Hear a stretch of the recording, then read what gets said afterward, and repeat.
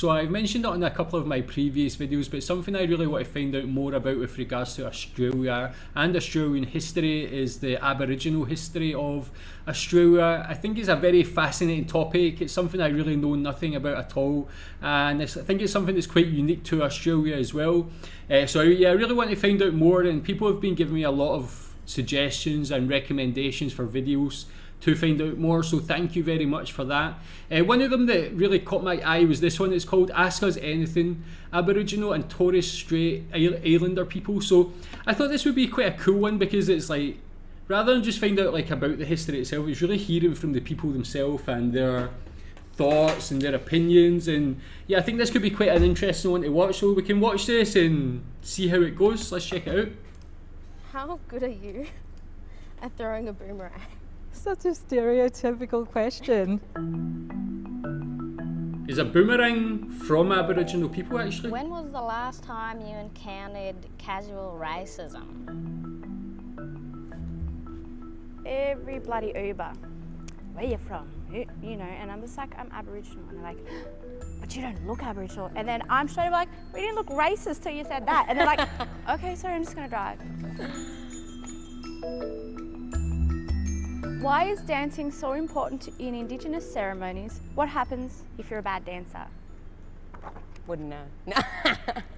Dancing is about telling our stories and also passing on our history. So it's very important that as a young person you learn those dances coming through as into an adulthood, and once you learn them you know them for life.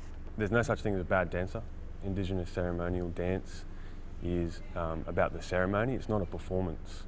So you're not trying to look good for anyone, you're participating in sacred ceremony, so it's not about being good or bad, there's no such thing. Yeah, you're doing it to honour the old people, your mob, yourself, your family. It's not really about being a bad dancer. You a good dancer? No, I'm not a good dancer. Is it ever okay to ask someone how Aboriginal they are? Oh my God.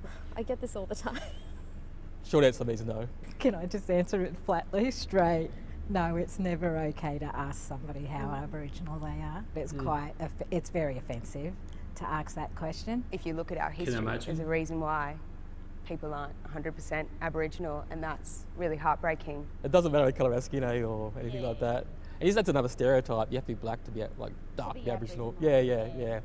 And people don't realise that we lose our skin colours in each generation and things like that. So that's probably one of the ones we cop all the time. How black are you? You don't ask somebody how much Anglo-Saxon they are, or how much Irish, or how much Welsh. It doesn't even come into consideration. I think there's a lot of people at the university who've asked me that, and yeah, I think they just think it's okay because it's a matter of curiosity. Absolutely a matter, and I understand that as well. But to answer this question, no. I think it opens up to you having to justify yourself and justify how much you are or how much you feel. It's just kind of taking away from who you really are and your identity. So, if somebody said to you, I'm of Aboriginal heritage, pretty much it should be expected that you just accept that statement. It's like the coffee, you know. You have your long blacks, you have your flat whites, whatever. It's put as much milk in as you want, but it's still that coffee. How good are you at throwing a boomerang? How good are you? Crap. Pretty bad. I won't even try. I can't throw anything, let alone a boomerang. It's such an art skill. Such a stereotypical question. Yeah, One time I threw it and it came back and hit me in the head. So not that great. And you've got to think about it, they were used as a hunting tool, basically to cause an injury to a lower limb of an animal. So we actually don't have that much of a purpose for them anymore. What do you think about the commercialisation of boomerangs though? Anyone can buy one and throw it. Sorry. I can't walk into an antique store and see 65,000 identical factory-made boomerangs. I think that's incredibly wrong. What is one? That's actually something I never knew. I obviously know of a boomerang.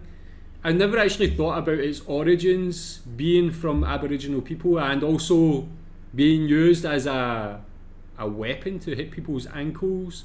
That's really interesting. Like, I think, that question could be a little bit offensive. That's almost as offensive as asking, or to me as an outsider, that first question asking how Aboriginal are you? I think asking Aboriginal people how far can you throw a boomerang is also a bit Offensive, I don't know if that's true. I don't want to be offensive on behalf of other people. It's like, maybe it's like someone asking me, how good are you at like Scottish dancing or something like that, just because I'm Scottish, or how good are you at drinking whiskey. I don't think I'd be offended by that actually, but it's different I guess in this situation. But really interesting actually. Stereotype that needs to stop. Well, that's hard. There's more than one, but Yeah, there's plenty. Petrol sniffing, all black fellas on the dole. Yeah, the list goes on. We What's get petrol stereotypes all the sniffing? time. I hear it every day. We had one just yesterday. You get free stuff from the government. I wish they paid my university degree. I still wouldn't have a headset. And wish they gave me a car. Like people think we get cars or free homes. This goes going on and on. All Indigenous people are drunks, and that they, live in the bush and they don't know how to live, and they can't live in houses. We sleep in parks. Like, I sleep in a house, yeah, you know. I've never lived out bush. The only time I'm sleeping outside is when I'm going bush, going camping and everything, over island, yeah. That's about it. I think one of the biggest stereotypes, I agree, is that Indigenous people are the lower rank in society. Indigenous people can be successful businessmen, academics, anything that they want to be. And I think it's very important for people to recognise that and to understand that Indigenous people will never just fit into one box. Like, we make up 3% of the population and we come from all walks of life, and you'll never meet two Indigenous people who are the same and who have the same sort of mixes of cultural and Western life. It's just never going to happen. What do you do on 26th of January? Yabin Festival. Yabin Festival. Yabin. The Yabin. Yaba means to make music with a beat. Every year I go to that. You know that everyone's going to be there. It's just a gathering spot. But I also go to community and have a yarn with the mob at Redfern. They do a protest march. I don't really do those protest marches these days, but it's still good to talk to the elders and what they've gone through and why they're doing the march. And I think it educates people as well that what do they mean. It's like, people think 26 has always been Australia Day. The first Australia Day was in July, you know what I mean? So it's crazy that we can't change that date. It still brings a lot of sorrow to our people, and I think it's something that's got to be done. Something's got to change, yeah. Obviously, I don't celebrate this date. I think it's incredibly wrong to celebrate on this date. I will sit at home watching TV. I mean, yeah, it's nothing new, you know. I mean, you'll remember what happened, being Aboriginal and everything. You think back on things like that and just like process it through your mind.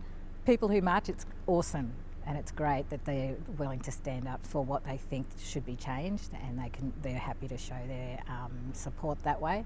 I don't march because I don't feel like I should be there, but I come to the after thing so that I can support that way and be seen around.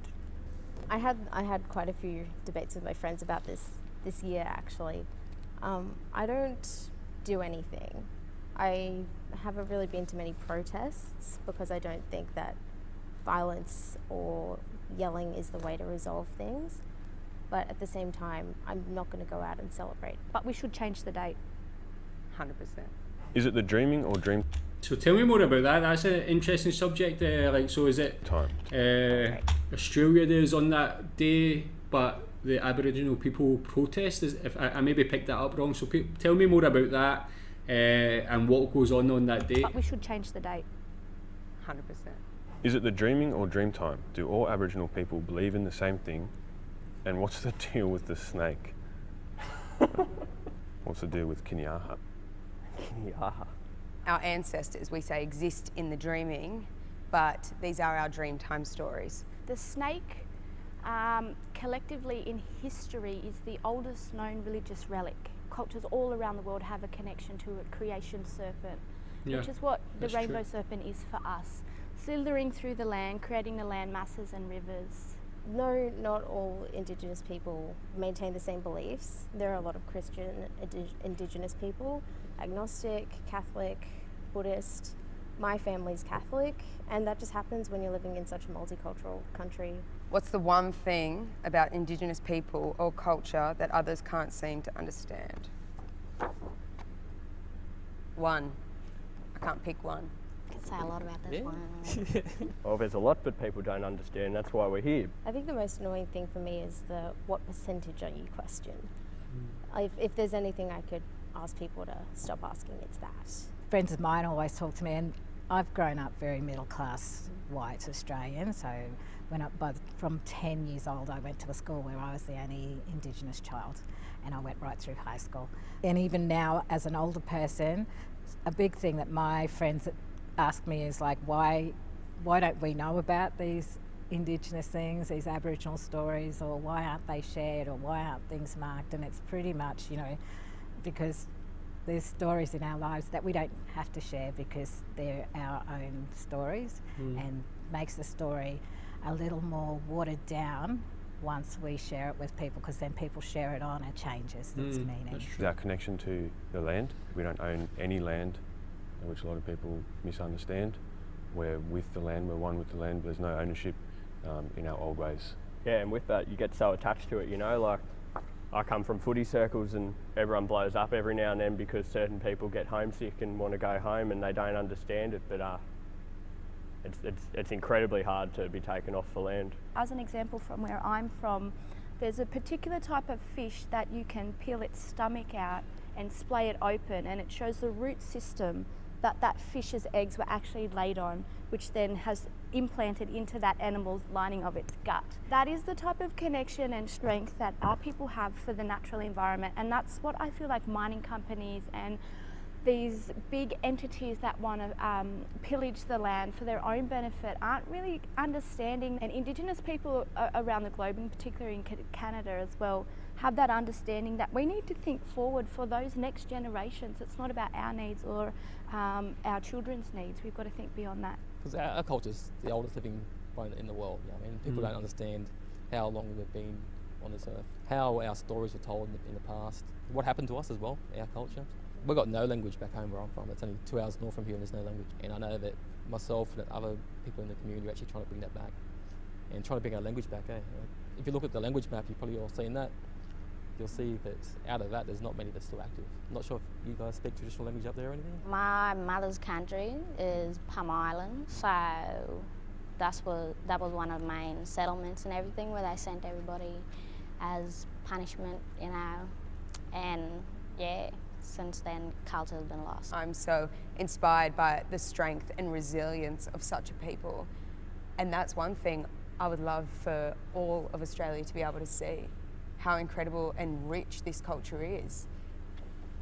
Just to ask you as well, like when they're talking about what things you don't know about Aboriginal culture and things, but how is like Aboriginal history taught in schools? Is it taught in schools? What do like Australian school kids learn about that part of Australian history? I'd be very interested to know How that. do Indigenous relatives work? Why is everyone a cousin, auntie or uncle? Because we love each other. It's the same as in Asia. That's right, also. exactly. And she has been asked many times, is she really your auntie? Because we don't look alike at all. Yeah, it's a complex system, but basically we're all family. With Indigenous culture as well, it's not believed that your birth mother can give you all the vital tools you need for your entire life. I mean, it's not true. So you have kind of like an array, all your aunties are your mothers. As you have this collective of leaders in your life, you really are equipped for the array of things that you do experience throughout your life. As soon as she met me, she said to me, "Can I call you Auntie?" And I said, "Of course you can." I felt so respected that the students call me that, and I know that they can come to me and ask me anything, and it's not just school work related, it's family or whatever, So nice. everything like that. So it's such a nice thing for me to have that respect from the students. She definitely earns it. To me, calling someone my auntie or uncle, they don't even have to be like, Indigenous. I'll still call them auntie or uncle out of respect. When was the last time you encountered casual racism? How do you deal with it? Oh, I get it every day on the bus. I mean, Sydney's full of it. If you're Indigenous. And if you don't think it is, you're joking yourself. Yeah. We cop it all the time. I'm pretty thick-skinned. I've copped it all my life. I travel in from the northern beaches and I sit on the bus, and I will be the last person that people will sit next to on the bus pretty much both ways, that's an hour trip. I've had people who've had like a broken leg and are on crutches and they've decided to stand because they didn't want to sit next to me. And it actually makes you feel like shit. It makes you feel like you are insignificant. Got asked yesterday how Aboriginal I am, I guess. That still hurts a lot when people want to question who you are based on the colour of your skin. Racism in Townsville, that is like, that's hard being from Townsville and being my age, because Townsville is like juvenile delinquency, all that. So if you get seen walking with your, like, you know, with a group of other black people, then they constantly will keep their eye on you and just watch every move and everything. And that was actually the last time I encountered racism too, when I was at home. So I don't know. Sydney's been good to me. Yeah, that's a big one too, you know. People, you know, you're at university, are you really Aboriginal or are you just there for the benefits? Who is your hero? It's a shame, man. It's terrible. Oh, Uncle Max. Yeah. Yep. Hands down, Uncle Max. Here he is. Righty. Got his shirt right on there. Love you, Uncle Max. That's our grandfather and our teacher, our master, and he's taught us pretty much everything. It's Goodsy for me, Adam Goods. He's so cool. Martin Nakata, he's the first ever Torres Strait Islander to get a PhD. He's a good friend of mine, and the leadership he showed, that's why I'm still working in the higher education sector. I could have gone worked in corporates and things like that. That's who my hero is, my nan, because she was somebody who from early on in life was really passionate and dedicated to education, but because of the laws and policies she actually was denied the right to go to school. So that meant she ended up missing out on quite a lot of formative years of education and learnt to read off rubbish at the tip, jam jars, sauce bottles, all that kind of stuff. Wow. She sort of had an understanding that she had a role to play in terms of fighting for the rights of our people in the classroom, because we should be entitled to have an education. I feel like with her in my strides, I can actually do anything for my people. What can we do to try and make up for the past? I think education is the most important thing. From everything from Australia Day to casual conversations that you have with people, I think knowing more means that you'll be able to approach things better. The main thing is just to, before you try and act, just shut up and listen. True, Get educated. Yeah. The only way we can really move forward in all of this, in closing the gap, reconciliation, whatever, white Australia needs to understand. Well, first of all, you can stop saying it's in the past, get over it. I wasn't here, it wasn't my fault. You know, you can't exonerate yourself from a history when that history still affects the present day. It was not that long ago, 30, 40 years ago, that we were still classed as plants and animals. And people wonder, like, they're still like, I'll get over it. It's like, well, actually, it's not that easy. It's quite close in my generations as well. My dad was stolen, so you can't tell me that's ancient history if I don't get to know any of my family or my grandmother or my cousins. What did she say? Her dad was stolen? And also, she said something like they were classed as plants or animals, was it? Like, what was that all about? That was very recent history as well. Like, did she say 30 or 40 years ago? So not too long. Like, can you tell me like how things have changed over the last 50 years for Aboriginal people, and how accepted are they in modern Australia? I don't think it is fair to hold people accountable for things that happened so long ago, and it's not constructive. And I think the best thing to do moving forward is to just be compassionate and respectful of one another. Yeah. I think about the education system. I think about the national curriculum creating a space for the teaching of historical incidences, which then inform why our people are the way we are today. But again, it has to be designed and delivered in a way that is inclusive. That's not a blame and shame game, because we know that's not worked in the past, and it's obviously not going to float in the future. I think it's just being part of our journey, acknowledging the past. We can't change what happened, but there's a lot of people out there who try and say, oh, it's the best thing. I heard someone the other day saying it's great for people to be taken from their families. Like, if that was on their foot, would they like that? Like, being taken from your white family because you're white? Yeah, there was a thing on Sunrise about that. That's right. What? Yeah. And the lady actually like made the suggestion to have a second stolen generation. I was like, Oh, true. Yeah, and they're not racist because they know an Aboriginal person, so they're not racist and things like that. I hear it all the time, but I'm not racist when they make these sort of comments. We're still human. That's it, yeah. And people that want to talk to us sometimes because we're different, but we're the same as everyone else. It's, yeah, like we come from another planet or something. yeah, I know. Just have a yarn. Crazy, yeah. Yeah. We're not going to bite.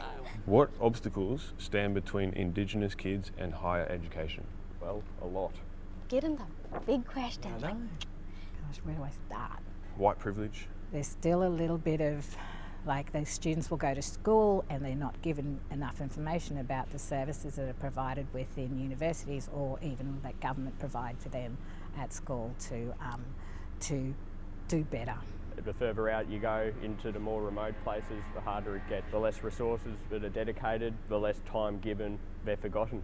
This varies for a lot of Indigenous kids, but it comes down to varying degrees of prejudice. If 100%. no one believes that you're going to be there, then you're not going to be there and you're just going to fall under what everyone expects of you. Letting go of home to get an education and, you know, like, just get out of your comfort zone and leave behind, you know, your Indigenous, your cultural world. I think it is a confidence issue. Unlike a lot of other families, most Indigenous families don't have anyone who's got a tertiary education, and it's quite common, and it makes it difficult to break into a world that you have no idea about, and when there's no support services made available to you, it makes it 10 times harder. I was involved in the AIM program, which has high school students, Indigenous high school students, and we bring them all in and we discuss Indigenous success, and I think that's such an important aspect in supporting Indigenous kids in entering into tertiary education, because for a lot of them they just don't think about it, and they have a lot of sports role models, but I think having programs where you have academic role models in the Indigenous circle is very important. What's the best part of being Indigenous? This just reminded me of, there's nothing I would rather be than to be an Aborigine. And watch you take my precious land away. I've said it 1,000 times. Say it again. Say it loud. I think one of the main reasons is, I mean, the mob I have met, you and all my sisters and my aunties. Yeah. Everything's great. I guess being connected to culture and we're lucky enough to have great teachers, and we're lucky enough to be in a mob that is still very strong culturally and still practices ceremony. And what's a mob? Is that part like of that is it's like nothing else. a certain subgroup of the best part of Aboriginal being alive. people? To hear the land talk to you, to see the ancientness, it's very, very special. It's a privilege. It's definitely the best part. So for me, it's at that cellular level. Like, every part of me is an Aboriginal woman, and I'm proud of my heritage, and I know that the footsteps that I take have been walked by my ancestors, and that they guide me. I'm in education, and we've got the textbook for our unit up there, and you know they're written in 2017, and they're bringing some stuff into pedagogy which we've known for 60,000 years. Being black and deadly, yeah. And I think we're pretty black and deadly ourselves, so that's another good part. My name is Irene Higgins, and I'm a Wiradjuri woman. My name's Mary Warrior, and I come from Bardu Island in the Torres Strait. I'm Jack Field. I am a Ghana and Yuin man. I'm Harry Whitting, and I'm Gamilaroi Yuin man. I'm Jeremy Heathcote, and I'm from the Wabulka Nation, which is in Newcastle. Kian Walsh from the Boomerang and Burgabba tribe, far north Queensland. Hi, my name's Simone and I'm a Bundjalung woman. Hi, my name's Bianca Williams, and I'm a Barkindji woman. Oh, really enjoyed that. That's pretty perfect. That's one great introduction for me to Aboriginal history and Aboriginal people. I really felt like I learned a lot there, man. Really, what I liked about this is it was a good variety of people. So you had the different genders, you had the different age groups, you had people from different social classes or backgrounds. It was really interesting to hear all their different opinions. It was like they all had similar experiences, but they also had different opinions as well. And for me, like, is a great introduction to Aboriginal people, to find out just how they feel and to find out different things about their life and their history and stuff like that as well. So really love that. It's some great insight into that. Tell me what you think about it as well. Tell me what you think about the questions and the answers from these people. Recommend some other videos or sources that I can check out more about Aboriginal history. Very interested. This has actually just got me more interested, if anything, so I'll definitely be checking out more and doing some more reactions to it. Yeah, so tell me what you think about this. Thanks.